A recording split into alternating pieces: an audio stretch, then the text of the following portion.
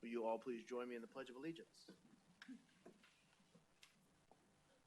I pledge allegiance to the flag of the United States of America and to the republic for which it stands, one nation, under God, indivisible, with liberty and justice for all.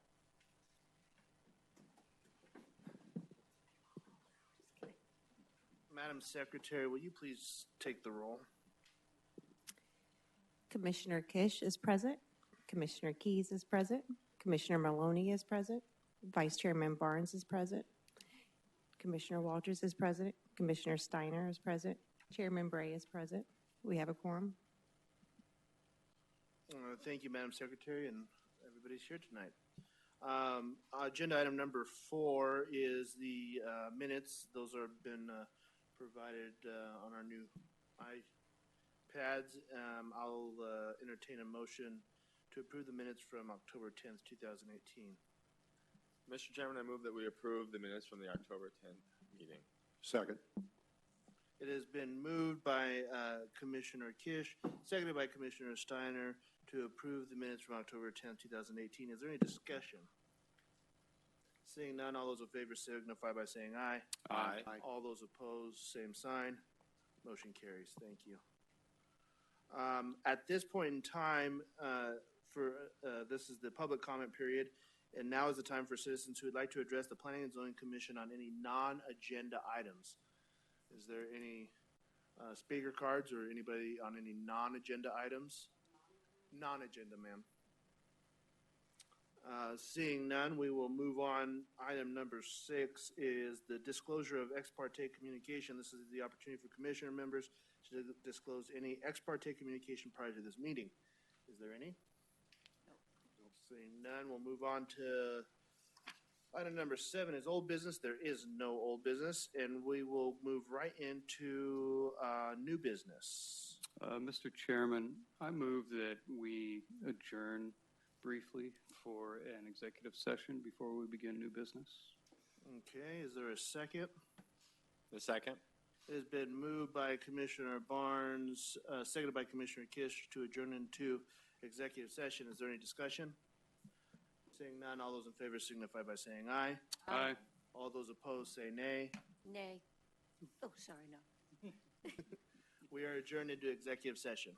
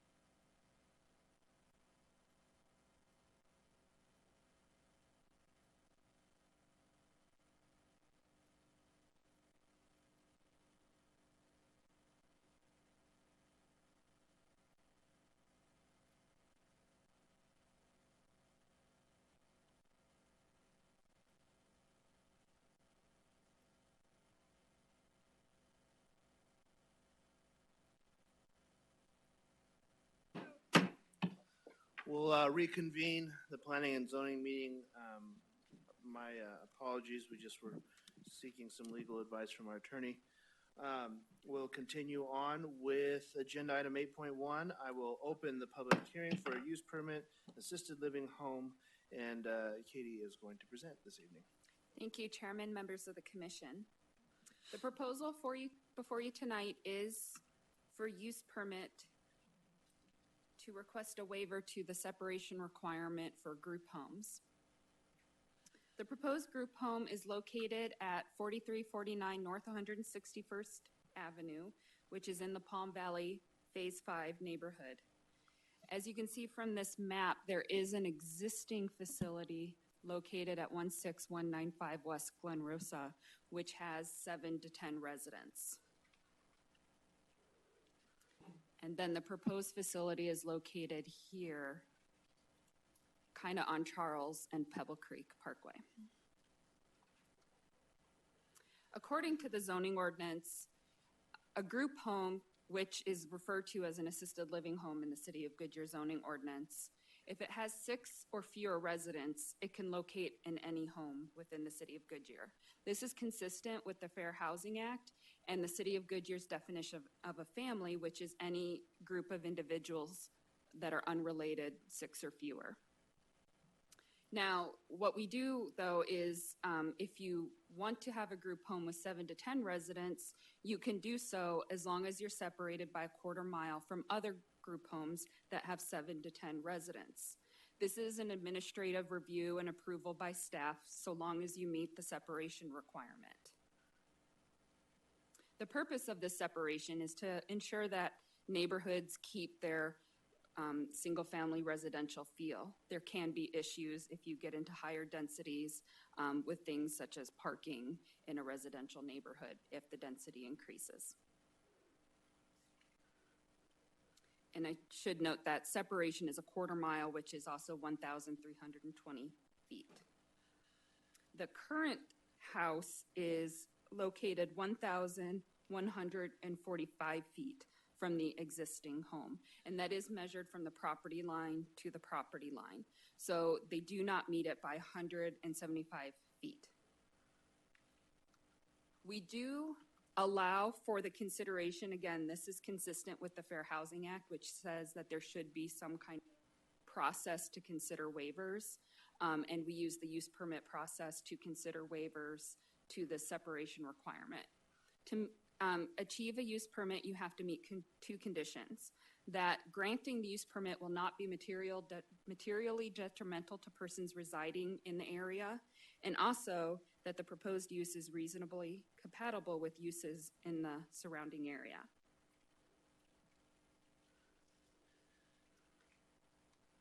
There was a neighborhood meeting held on October 16th, and there were 3 residents in attendance. We provided a short summary in your staff report. There were general concerns about the increase from the residents and objections. Staff is recommending denial, and we have found that because there have been, since May of this year, 22 calls for service to the police department and 4 calls for service to the fire department, so that's about a 6-month span. A normal any residential property in the city on average has 0.26 calls for police service in a year, so they're already at 22 for about 6 months. That's disproportionate to the calls for service in a single-family residential area, which is where this home is located. Therefore, the use is not compatible and will be detrimental to persons residing in the area. That does conclude my presentation. The applicant is here, and he does have a presentation for you. Thank you, Katie. Is there any questions for Katie at this time? Seeing none, the applicant? It's all yours. Name and address for the record. And Sure. My name is Crawford Breedlove. My home address is 2617 North 10th Street. That's in Phoenix, Arizona, 85006. I'm the CEO of Arizona Behavioral Care Homes, the agency that owns this location. Okay. So I'm here to do two things today. One is to dispute the recommendation of denial by providing information associated with the reasons for denial, and then request that the committee recommend approval so that I can move forward and make my case in front of the City Council and get out of zoning and planning. The report that I got said that the denial was based on the first part that she said, the materially detrimental, like that's the rule, it can't be materially detrimental to the people. And then the other one said that it created an undue financial burden to the city of Goodyear. And it utilized, and that was actually the one that was highlighted, and that it wasn't even mentioned just now, and I don't know why. And then the example given to justify both of those, or to interpret both of those rules, was the use of emergency services calling the police 22 times. So I'd like to start, because I'm sure you guys got the other gist of all this, of what we actually do. So Arizona Behavioral Care Homes, we provide short-term behavioral health residential treatment to adult men and women who have been diagnosed with a serious mental illness. Now, that can be a myriad of diagnoses. There's a huge criteria of like what serious mental illness means, and there's a huge spectrum of folks that would be considered and qualify for our services based on their mental illness. The folks that we serve, because a lot of times people hear mental illness and they think Shutter Island or danger, but we act as almost a transitional living site. So folks stay with us for an average of 9 months, and our mission is to prepare them and fill the gaps so that they can live either in a much lower level of care or an independent living setting. So these folks get like HUD vouchers. There's a number of things. I'll go into the clients, but we screen and assess all of our clients. And so just like the criteria says, we do not accept sex offenders, arsonists, or anyone with extensive history of domestic violence, danger to others' behavior. So essentially, you interacting with the clientele that we serve, it's not like there would be any identifying anything that you would know that they have a mental illness necessarily. This is about our clients. So we currently have 6 locations right now in Goodyear, and we serve about 48 clients in those locations. Our clients are receiving services voluntarily, and they can terminate their services at any time. The facilities are not locked down or restrictive. Some of the clients, like I said, have part-time jobs. They have what we call alone time. They can leave the facility and be gone for a period of time, take a walk, whatever. Some of the clients are completing GED programs and day programs. Some of them are married and have children. None of them are allowed to have personal vehicles whatsoever. And our clients aren't shipped in. Like most of the folks that reside with us are either from Goodyear or the surrounding areas. So a lot of alternatives. So our program exists as an alternative financially that makes more sense rather than hospitalization or, it's all associated with the deinstitutionalization. So we're actually a cost-effective way of meeting like what we're contracted to provide rather than a larger institution or a hospital setting. So to address the parking, traffic, and all that. So I don't know if you got the packet that has like the pictures of the facility, and it shows like just an average day. There's our company vehicle that's out in our driveway, and then one vehicle on the side of the road. So we picked that facility on purpose because it's on a cul-de-sac, because we do really make an effort to, given like there's all kinds of aspects that I can't personally change about society's understanding of mental illness and how it feels to know that we have a location in the neighborhood. And so we try to be as good a neighbors as possible and take into consideration where we locate. And so when we bought that facility, it has, it's on the end of a cul-de-sac. It has nothing but farmland or whatever behind us, and we have a neighbor on both sides, and that's it. And not only even on the side, it's across the street. And so we have 2 vehicles in front of the facility, or can be in front of the facility, be in the garage. But we have a 2-car garage, we have a 1-car garage, and we have a company van, and we have 2 employee vehicles. And so we're capable of parking our company vehicles all in a way that you can't even see them. Or we can park one in the driveway, but it doesn't look like anything's going on there 99.9% of the time. In regards to parking, traffic, like you wouldn't even know. And like I said, the clients don't have company vehicles. And so the impact that our business has now at 6 beds or 10 beds or in any of our facilities, the traffic, that we don't have an impact on traffic and parking, and we don't get HOA fines. We don't have any of that stuff. If granted the use permit, it only creates one more employee vehicle present Monday through Friday, 7 to 3.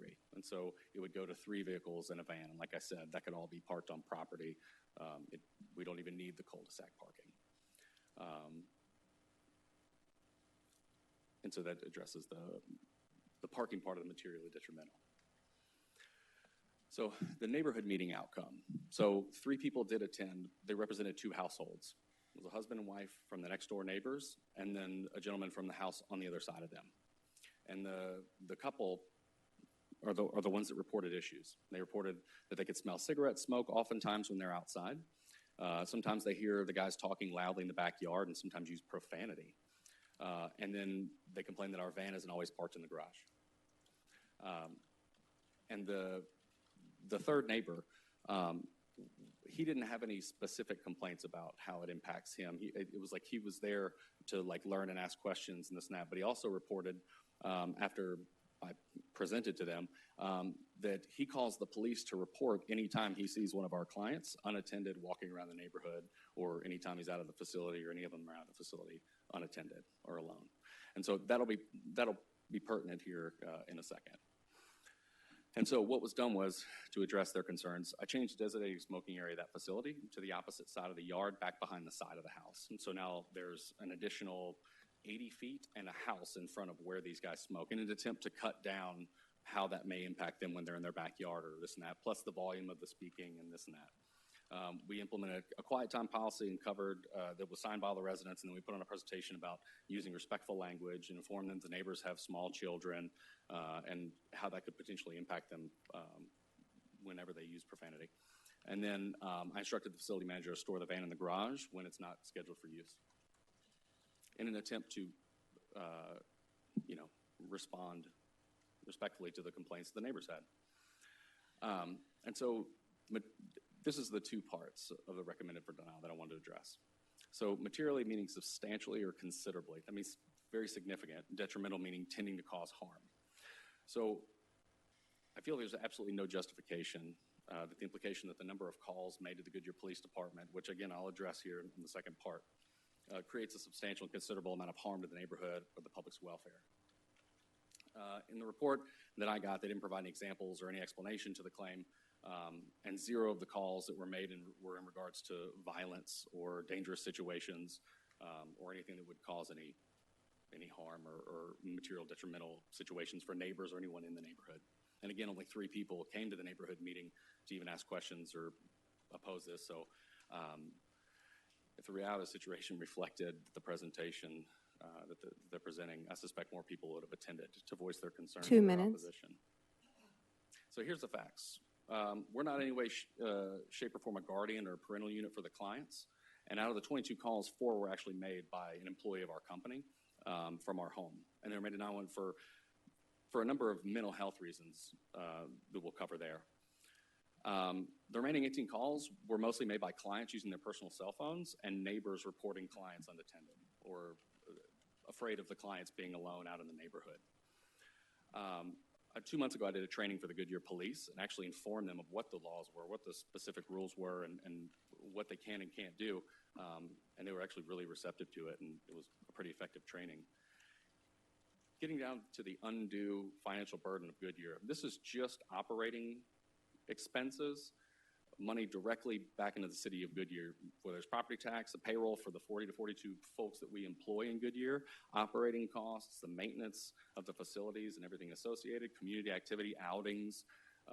It's about $1.5 million a year annually. And so of the 4 calls that we made outside of so in regards to the phone calls for the police, even though we didn't make the calls or a client uses their cell phone or a neighbor makes the call, for reporting, it all gets thrown into our basket, like for Arizona Behavioral Care Homes. Even though it doesn't have to be valid, we didn't have to make the call, but for record purposes, everything gets associated with us. 30 seconds. So we become essentially the owner of all those things and are left to explain why a neighbor called to report an adult walking in their neighborhood. So this is just a breakdown synopsis. I actually took the $1.5 million and divided it by the 22 calls to the police, and unless the calls are $69,000 per phone call, the last thing we are is a financial burden on the city of Goodyear and our presence here. Time. Thank you very much. Thank you, Mr. Breedlove. Is there any questions for the applicant? Thank you. All right, thanks. With that, I will move into the public comment period. I currently have 2 speaking cards. I'll call you up, and Heather here will keep the time, and it's 3 minutes. When you come to the microphone, name and address, please. Like I said, I have 2 cards. If anybody else wants to speak on this matter, just turn the cards in over to Heather or come forward and turn them in after you're finished. With that, I will invite Mary Lou to the podium to speak. I'm not even going to try your last name. Just come up to the podium, name, address for the record, and you have 3 minutes. Okay, I'm Mary Lou Fasello. I live in the neighborhood.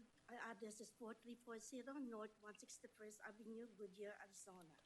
So we live in the neighborhood, and we are very much concerned with security and safety in the neighborhood. If somebody calls the police, there must be something going on. Maybe they need assistance, maybe just for guidance or what, but there is something going on. At the current capacity, if there are about 20-something, 26 calls in a period of, let's say, 6 months, if they will double that, how much more? If they just need assistance out of curiosity, my husband went and got sort of a report as to what's going on, just on a high level. Some of the things there, it says they're missing person, assault, drugs, things like those. So it's very concerning for us. So I hope you guys understand our concern. It's a very, I would say, the neighborhood, we're trying to make it as safe or as family-oriented as possible. Each of us, the neighbors, we look after each other. If somebody leaves the trash can, somebody puts it back. I mentioned the trees on my side. It might be close to the grill, and immediately my other neighbor cut the tree. It's a very nice neighborhood. And I see one neighbor fixing the yard of the other, so I hope you understand our concern. Thank you. Barbara Gray.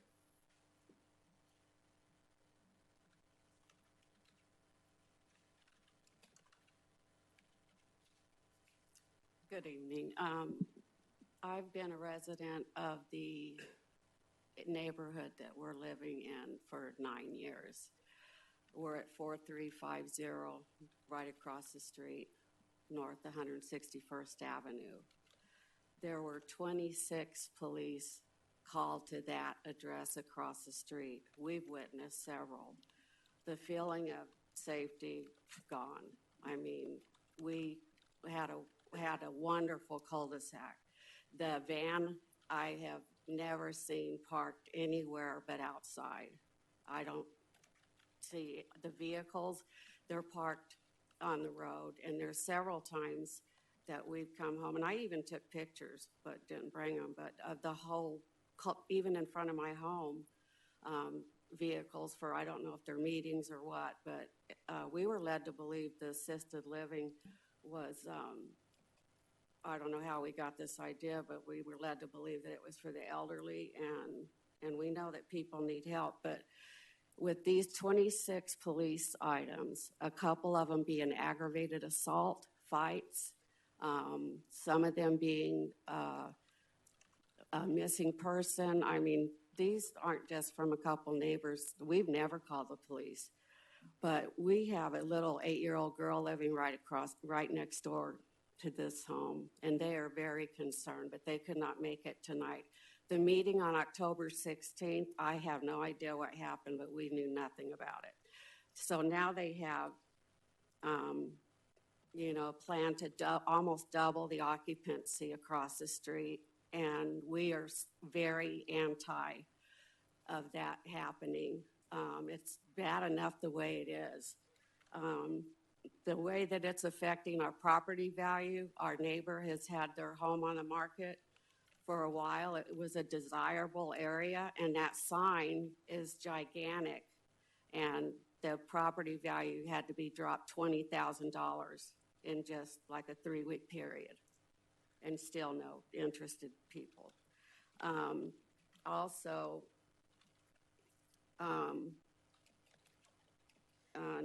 sorry. The main gist of this is to just have you please understand that 30 seconds. we really need, I would like it to be removed, but they're there and barely there by 100 feet and something. But we are not, we're having people walk. I mean, I don't ever call the police, but it's dangerous, and we do hear yelling and screaming and things like that. And we can't do 10 people. Thank you. Thank you. Is there any other speakers cards or comments from the public at this time? Seeing none, I will close the public hearing. Is there any discussion at this time from any of the commissioners? Questions for staff? Seeing none, I will entertain a motion from any commissioner. Mr. Chairman, I'm going to recuse myself from this process. I have an immediate family member who lives in the 4300 block of North 161st Drive. So I think it'd be appropriate for me to not vote in this matter. I think that is appropriate. I still need a motion, though. You can, Commissioner, if you want to step on the dais just for the vote.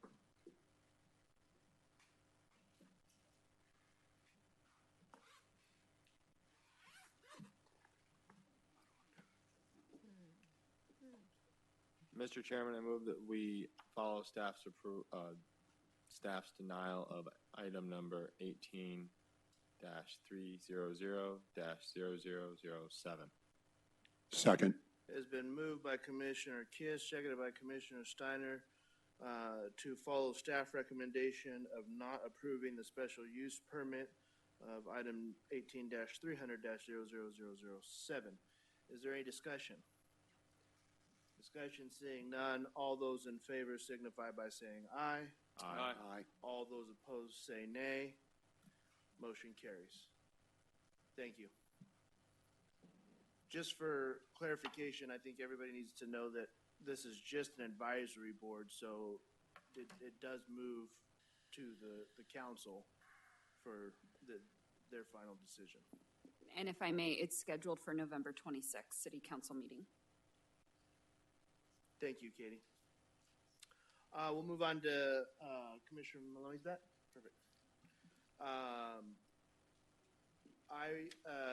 Item 8.2, this is the Lucero PAD amendment.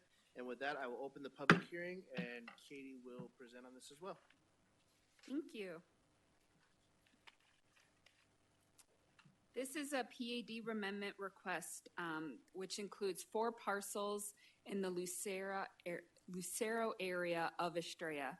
Lucero is located northeast of Estrella Parkway and Cotton Lane. The Star Tower is almost the northernmost point of Lucero development, to try and give you some landmarks. The current property was zoned PAD in 2016, which allows for a mix of residential uses throughout the development. The different parcels are currently in various stages of development platting. There are no residents currently in Lucero. The request we received from Newland is to restate the PAD and then add 2 notes, which are highlighted on the slide before you, which will affect the 4 parcels that were highlighted on the first slide. And to go into those, that is to The front yard setback currently allows a 10-foot setback to side entry garages and front porches, and the amendment would also allow that 10-foot to livable space. And this is helpful because, you know, we allow a side turn garage, and you can imagine a lot of times that side turn garage is a third garage, and sometimes someone wants to convert that to a casita or a den, and if you don't allow the 10-foot livable, you wouldn't be able to do that. So staff doesn't have any concerns with this proposal. The second part is to change the side yard setback from 6 feet to 5 feet. Since the Lucero PED was adopted, we did adopt that residential standards, and we do allow a method to get to 5 feet. And as you could see from the development plan, there is a significant amount of open space in this area, which is one of the reasons that staff doesn't see a concern with amending the side yard setback by 1 foot, because there is there's a park planned in the area and a very high level of open space amenity in the area. Because there's no residents within the notice area, we did do an alternative citizen review where we just notified people that the case was in for review, but we didn't hold a neighborhood meeting. We haven't had any inquiries as of today regarding the proposal. Staff recommends approval. I'm happy to take any questions. The applicant is also available. Any questions for staff? None? All right. Mr. Tyke, would you like to address commission? Any questions for the applicant? No. Wonderful. No speakers cards. Any comments from the public? Seeing none, I will close the public hearing, and I'll take a motion from the commission. Chairman, I motion to approve case number 18-210-00006, Lucero Pad Amendment. Second. Been moved by Commissioner Keys, seconded by Commissioner Maloney to approve the Lucero PAD amendment. All those in favor signify by saying aye. Aye. All those opposed say no. Motion carries. Thank you. Move on to agenda item 8.3. This is the Liberty 303 rezone. I will open the public hearing, and Katie will preside over this one as well. Thank you. I do have a little handout to give you, if I may.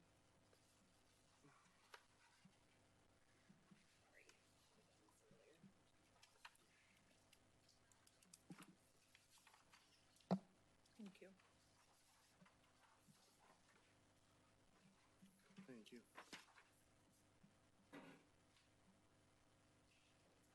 And that handout is regarding a recommended stipulation change, which I'll go over in a moment.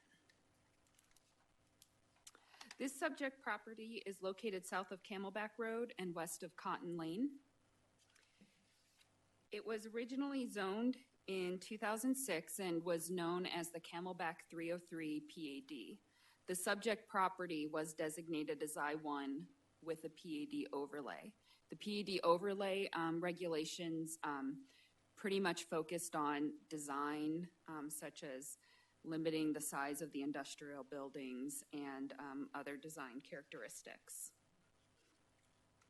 The proposal is to rezone it from PAD for light industrial to just a hard light industrial district, which basically has the effect of removing that PAD overlay.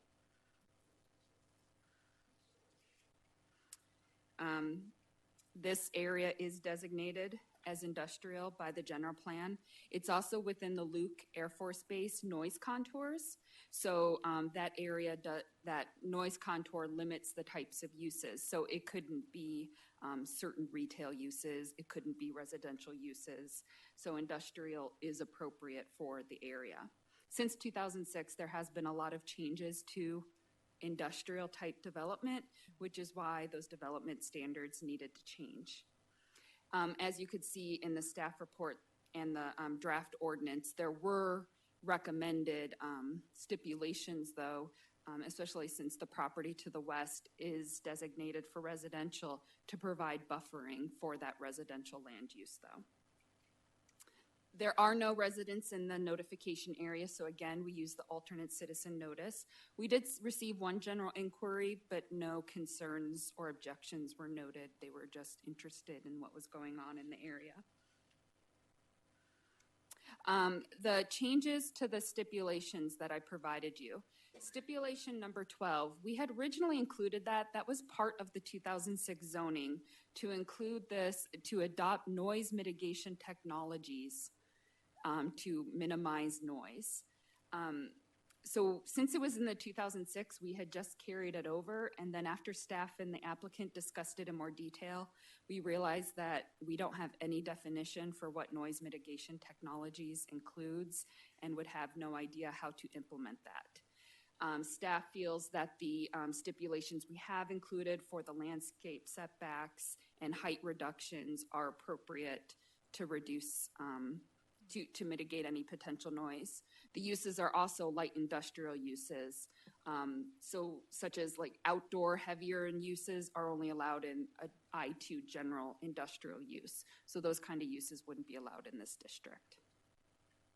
The other change we're going to recommend to stipulation number 15, the first part of that, of the building setback, that was just a kind of a mistake, and I'll try and explain it.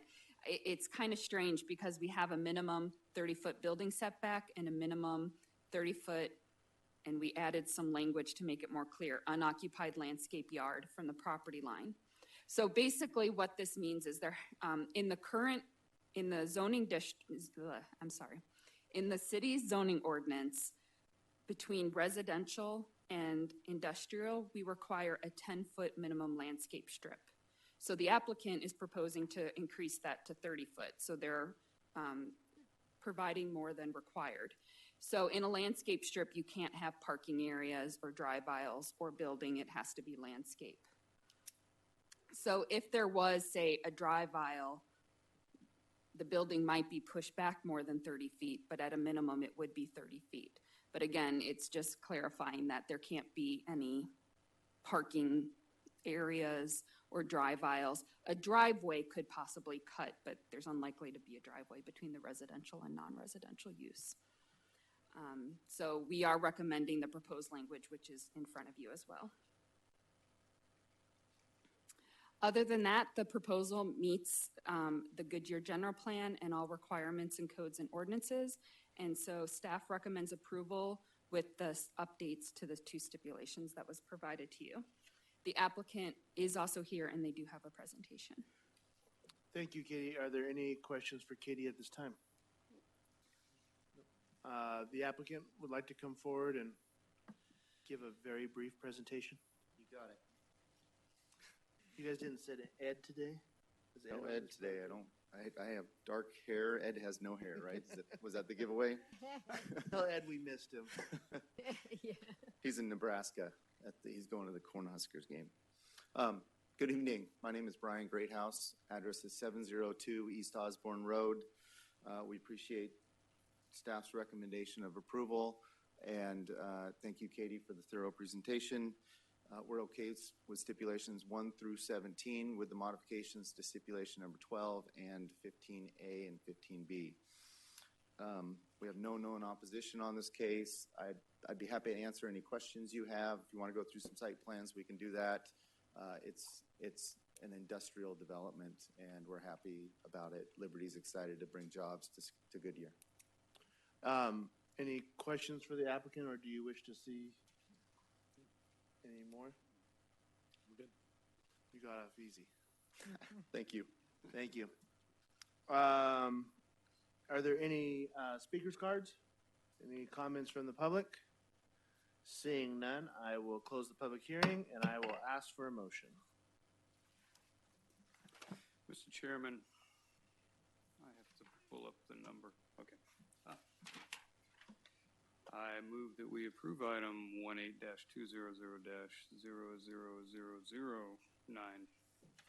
I second. It has been moved by Commissioner Barnes, seconded by Commissioner Maloney. If I could just offer a friendly amendment, could you include in your motion the additional amendments provided tonight? With the additional amendments as provided tonight. I second. Thank you. Is there any discussion? Seeing none, all those in favor signify by saying aye. Aye. All those opposed, nay. Motion carries. Thank you. Thank you, guys. 8.4 is the preliminary plat of Palm Valley Crossing, and this is Katie. Sorry, you guys are gonna get sick of me by the end of the night. I'm doing them all tonight. Never. So this preliminary plat for Palm Valley Crossing is located at the intersection of Auto Drive and 137th Avenue. It's approximately 7 acres, and it proposes subdividing the land into 6 parcels.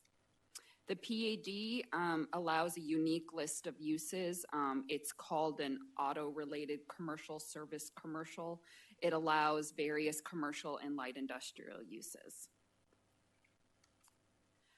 A copy of the proposed preliminary plat was provided to you.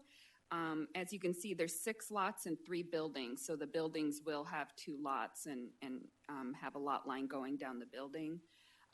This is a unique product that we don't see a lot of in Goodyear. It provides tenants, smaller tenants, the opportunity to own their building rather than lease space and work with a property management company. So it is nice to see a unique product that we don't have a lot of in Goodyear proposed. The proposed preliminary plat meets all codes and ordinances, and staff recommends approval. Is there any questions for Katie at this time? Thank you.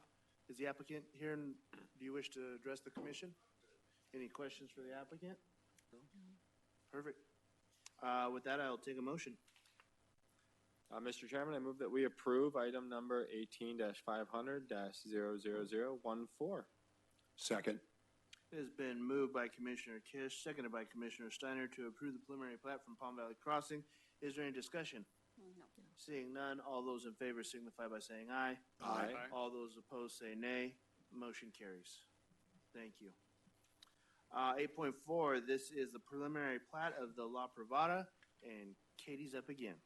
Should I just? Thank you. You might remember you just saw the zoning for this case at your last commission meeting. Now you're looking at the preliminary plat. This is located northeast of Perryville Road, and it is approximately 198 acres and will be subdividing into 602 single-family lots. The zoning that you just approved was for a mix of R14, R16, and R17 zoning. And a copy of the preliminary plat was provided to you with your staff application. And with the preliminary plat, as we discussed, since they do have some smaller lots, now is the time we're verifying that they did those extra enhancements.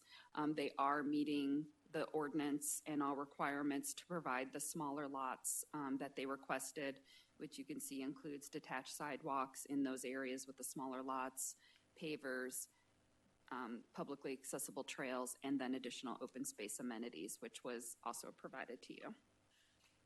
Again, it meets all city codes and ordinances, and staff recommends approval of the preliminary plat. The applicant is also here. Any questions for Katie? Would the applicant wish to address the commission? Happy to answer any questions. Any questions for the applicant? Seeing none, I will entertain a motion.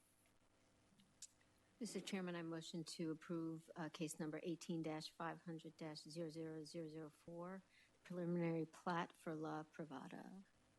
I second.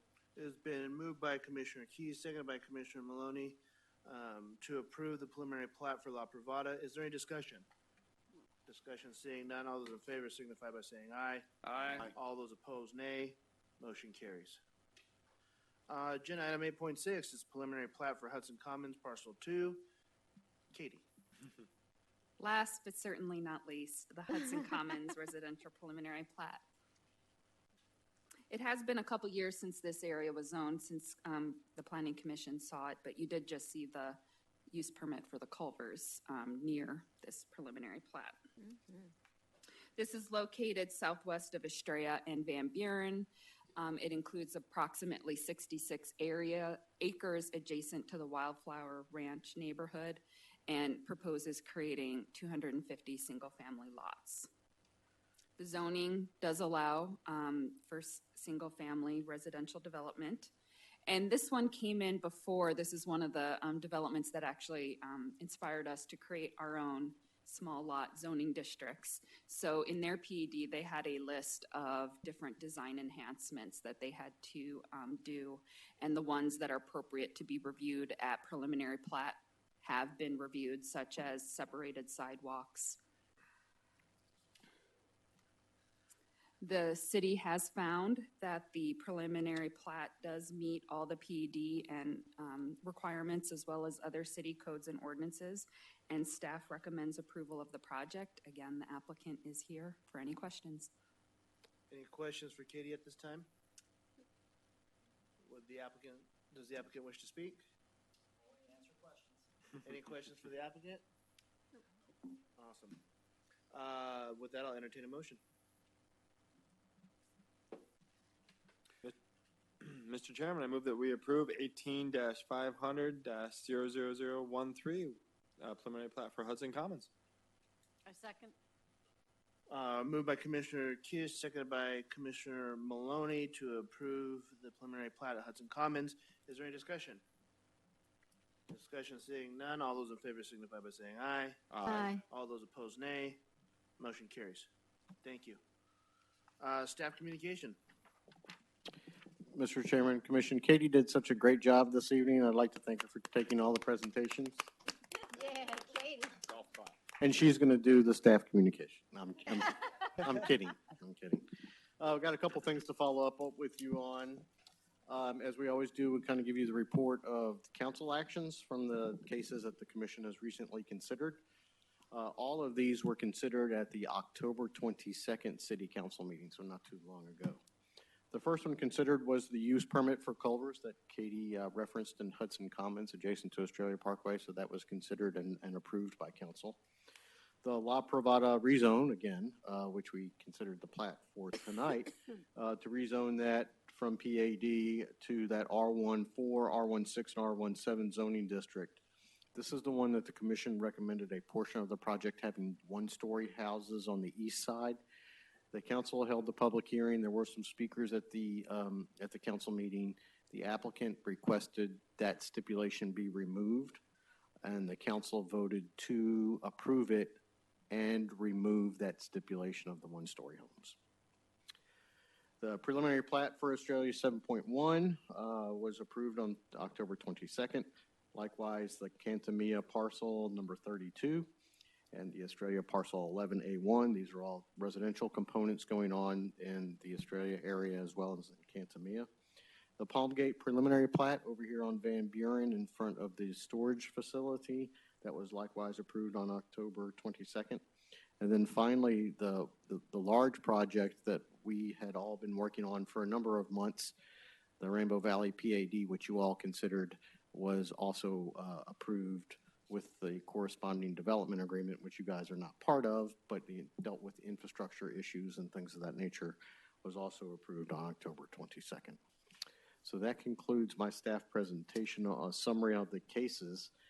Just for your information, Commissioners Bray, Barnes, Maloney, and Keys, their terms are coming up due in January, so you will be receiving some information from us in regards of reapplying for the seats that you have here. So, Am I termed out?